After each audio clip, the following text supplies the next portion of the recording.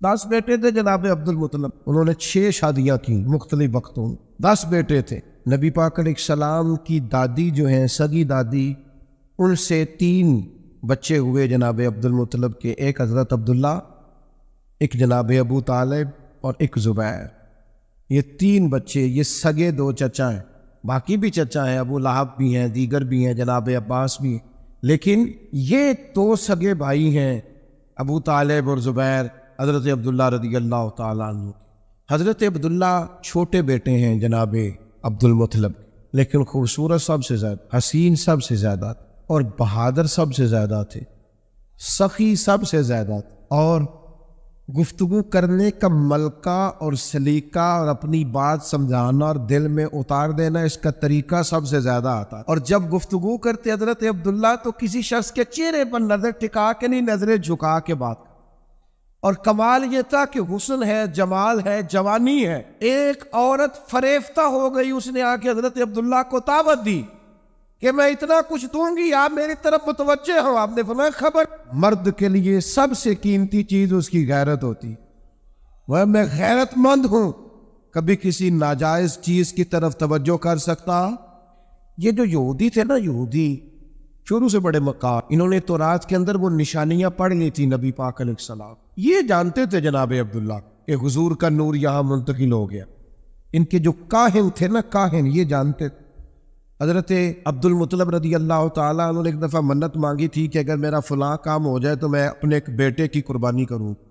وہ معاملہ حل ہو گیا، پہ زمزم کے کنویں کا حل ہو گیا، بیٹا ذبح کرنا ہے، قرآن اندازی کی تو قرآن نکل آیا جناب عبداللہ کے نام۔ اب جب بیٹا ذبح کرنے لگے تو ساری دنیا اکٹھی ہو گئی، سب سے خوبصورت بچہ۔ اب کیا کریں؟ انہوں نے کہا جو تورات جاننے والا کوئی ہو اس کے پاس جائیں۔ ایک بی بی تھی، بڑی ماہر تھی تورات جاننے، اس سے جا کے مشورہ کیا تو وہ کہنے لگی اس کا طریقہ ہے نا، آپ ایک طرف جناب عبداللہ کو کھڑا کریں، ایک طرف ایک اونٹ کھڑا کریں، قرآن اندازی کریں۔ اگر تو قرآن نکلا حضرت عبداللہ کے نام تو اونٹ ڈبل کر کے پھر قرآن اندازی کر لیں، اور اگر پھر قرآن حضرت عبداللہ کے نام کا نکل، جب تک قرآن اونٹ کے نام کا نہیں نہ نکلتا، اونٹ بڑھاتے جائیں، ڈبل کرتے جائیں، 2 کے 4 کیے، 4 کے 8 کیے، اونٹ تقریباً 100 ہو گیا۔ 100 اونٹ جب ہوا نا تو پھر جا کے قرآن نکلا، یعنی 1 1 2 2 کر کے اونٹ، یعنی 1 1 کر کے سمجھ لیں اونٹ بڑھائے جا رہے تھے۔ تو اب 100 اونٹ ہوا تو قرآن نکلا اونٹوں کے نام کا، تو 100 اونٹ ذبح ہوئے جناب عبداللہ کی طرف سے۔ اس وقت سے طے ہو گیا عربوں میں کسی کا خون بہا دینا ہو، کسی شخص کے انتقال پر دیت دینی ہو، جرمانہ تو 100 اونٹ ہے۔ اور یہ اس طرح طے ہوا کہ اسے نبی پاک نے بھی قائم رکھا ہے صلی اللہ تعالی علیہ وسلم۔ ایک شخص نے آ کے حضور سے کہا تھا آپ 2 ذبیحوں کے بیٹے ہیں، تو حضور مسکرائے، تو پوچھنے والوں نے پوچھا حضور 2 ذبیح کون سے؟ فرمایا ایک جناب اسماعیل اور ایک میرے والد جناب ان کے لیے دمبا آ گیا تھا، گویا ان کے لیے 100 اونٹ بن گئے، لیکن دونوں اللہ کے راستے میں قربان ہونے کو تیار۔ وہ چونکہ جانتے تھے یہودی، یہ ساری باتیں مشہور ہو گئی، ان کا حسن بھی، جمال بھی، خوبصورتی بھی، اور پھر 100 اونٹ ان کی طرف سے ذبح ہوئے، یہ ساری باتیں بھی جب معروف ہو گئی، تب وہ تو اتنا جانتے تھے حضور کو کہ قرآن کہتا ہے یعرفونہ کما یعرفون ابناءہ، وہ تو محبوب آپ کو اس طرح جانتے ہیں جس طرح بندہ اپنے بیٹوں کو جانتا ہے۔ یعنی 2 بچے جڑوا ہوں تو کوئی اور پہچانے نہ پہچانے، ماں باپ پہچان لیتے، یہ تو اس طرح جانتے ہیں جس طرح اپنے بیٹوں کو جانتے۔ ایک دن وہ اکٹھے ہو کے جناب عبداللہ کو شہید کرنے کی غرض سے آئے، ایک جنگل میں آپ تشریف فرماتے واپس آ رہے تھے تو وہ شہید کرنے آ گئے یہودی، قربان جائے۔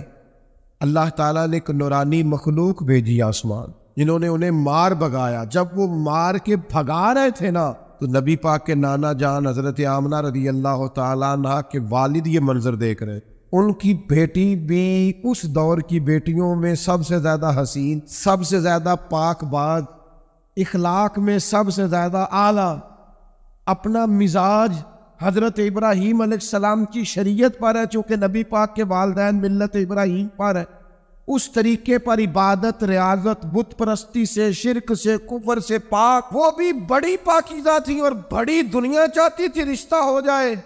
تو یہ منظر دیکھ کر حضرت آمنہ کے والد کہنے لگے لو بھائی مجھے تو رشتہ مل گیا ہے۔ انہوں نے جا کے کسی طریقے حضرت عبد المطلب کو پیغام بھیجا، جناب عبد المطلب بھی جانتے تھے کہ بڑی شانوں والی بیٹی، اللہ نے موقع بنایا، یہ نکاح ہو گیا، اور پھر امی بن کر امانت آمنہ کی گود میں آئی۔ یہ حسین نونہال نبی کریم علیہ السلام جناب آمنہ کی گود میں آئے، اور کسی پکارنے والے نے کہا ہو درود تجھ پہ بھی آمن، ہو درود تجھ پہ بھی۔